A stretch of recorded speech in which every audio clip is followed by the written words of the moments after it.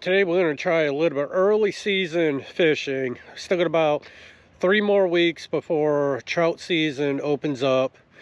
And saltwater fishing, a lot of the regulations state that a lot of the fish in saltwater don't open up till May. Although you can fish striper year round. So we're going to see if anything is out today, any bass or anything.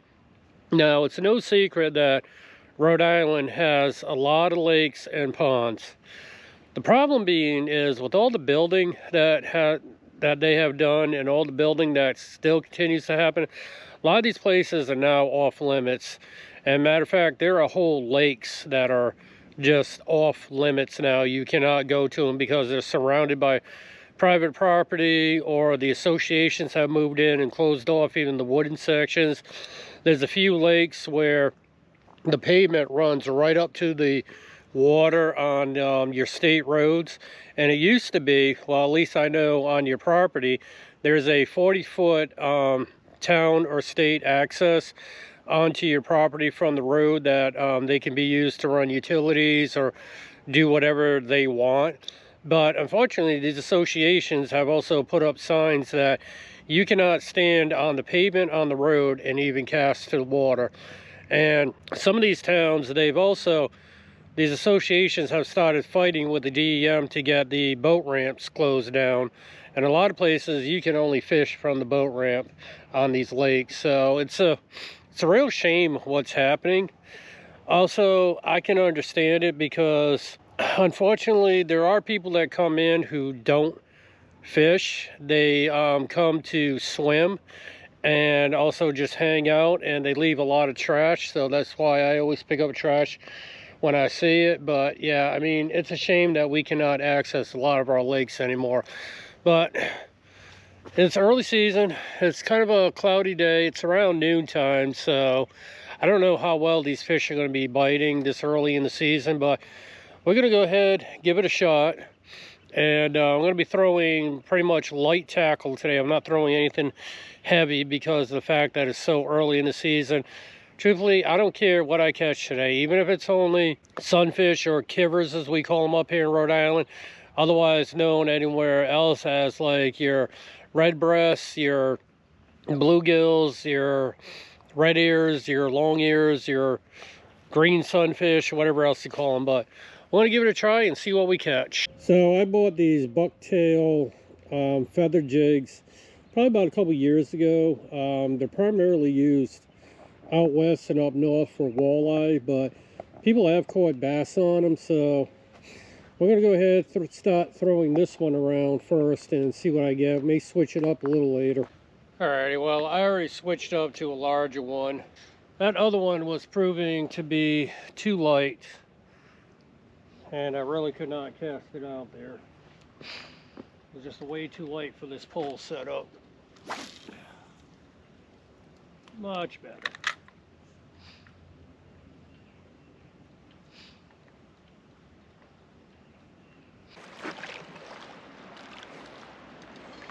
Alrighty, well, dropped the camera awfully fast. Didn't get a chance to stand it up. First fish of the year is a giant bluegill. Looks like we got a big deer walking around out here. That looks like a big deer walking around out here on the edge of this shoreline. And of course, I'm in an area where you can't hunt. Just got another one. And I have to put you down while I reel it in. I mean, that's a pretty good size one. He's fat too. Look at the girth on this thing for this time of year. All right, let's get him back in the water.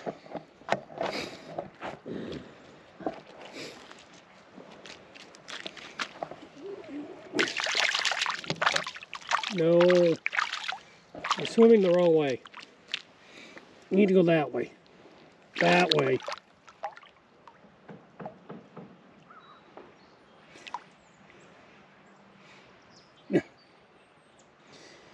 Alright, hang on, because he is swimming the wrong way. He's been properly released, or she. Crazy fish wanted to swim the wrong direction, but been properly released, swim off.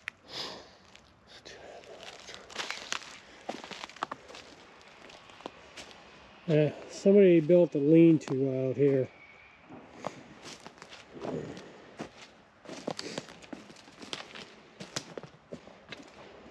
Just too bad they left all the trash. There's all water bottles, pizza box. They got a fire ring out here for camping.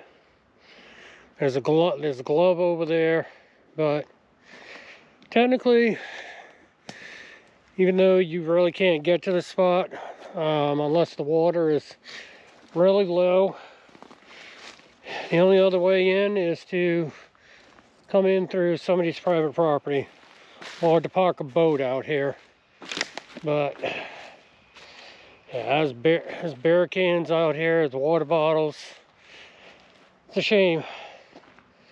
Really a shame. It totally irritates me what people do to these areas. So this is another thing. Probably can't see it right up in the woods, but about 20 feet that way is a driveway which goes up to somebody's house way in the back. But right back over there is several piles of toilet paper. So somebody came out to this area right off the water's edge, did their business. They didn't bother to properly bury it, take care of it, or whatever. Nice, real nice. So as I'm walking back up this way so I don't have to go through the mud again, there is nothing but trash everywhere up through here. So this gets back to what I said earlier about them shutting these places down, and that's the reason why. People just want to come in here, totally trash it.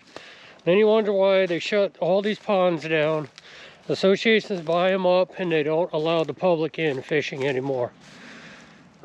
Really, really irritates me to no end. So I'm going to go ahead and switch up poles to this Zebco setup right here. The thing about this Zebco setup right here is this is a heavier setup for bass. It's got braid on it. It's not a light setup like that Daiwa, but I'm going to have to switch up to it because for some reason that antique Daiwa reel, it just kept getting worse and worse. It was getting to the point it didn't even want to reel anymore. And I could have stayed there, you know, getting sunfish pretty much for a while because they were starting to really bite, but that reel was just getting worse and worse. I actually had to hit it a few times to just to go ahead and get a reel. So I'm going to switch up to Zebco, even though it has braid on it. And we'll see where we're going to head from there. I'm probably going to go ahead and put my rain jacket on too because it's not raining. It's not supposed to rain, but that temperature's dropping and the wind's picking up and it's getting a little bit chilly, so I need to put something a little bit warmer on. So I showed you these that I picked up at a one of the expos, and it's actually made by a company called Tight Bite Tackle LLC. It's a custom, they're online only. And the way I'm rigging these, all I'm doing is I'm taking the hook,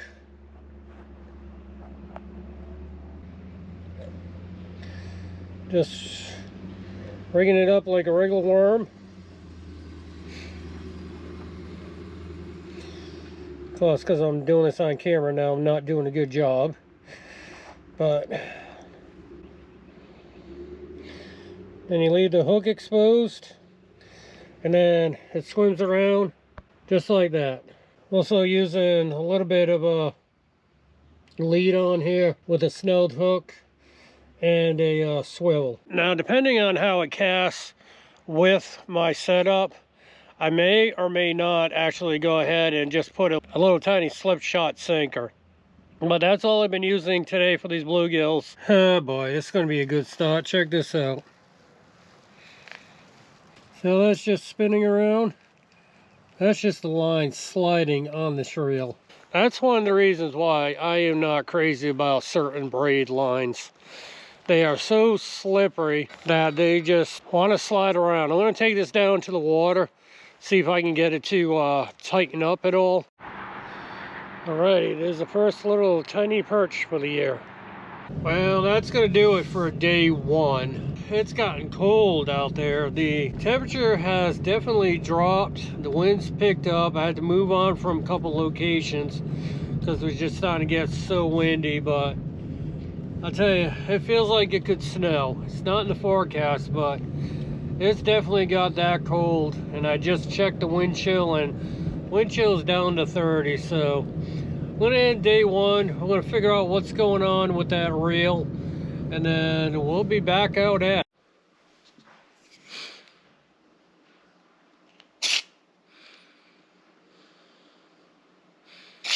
Alright, as you can see, the inside is kind of dirty. Let's go ahead and give it a squirt of oil. This is an old antique reel. They don't even make them with the drag system on the back anymore.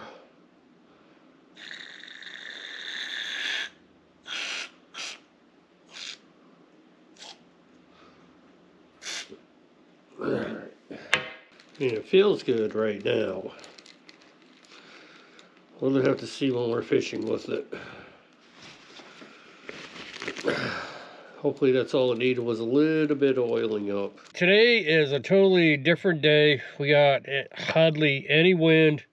It's beautiful, sunny. It's going to be a lot warmer than day one. And it's still early season, so I'm just going to go hit probably a few random spots. We'll see if anything is biting today. Got one on. What do we got? Oh, a largemouth bass. I'll take that. First the bass of the season. Nice small largemouth to start out the year. There you go.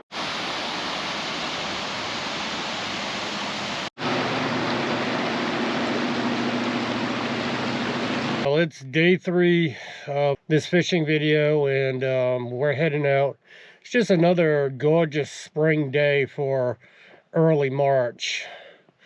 Temperatures in the 50s. It's a little windy today, so I'm going to try to head to an area that are more protected from the wind, and we'll see what we catch. So you might be asking yourself why I am heading out in like the middle of the day and not early morning. There's actually a few reasons for that. One, technically it's not really spring yet up here in New England. Even though it's been feeling warm, we still got a few days before spring, and it's also a few weeks away from the opening of trout season. The water is still super cold, and these fish are not that active yet.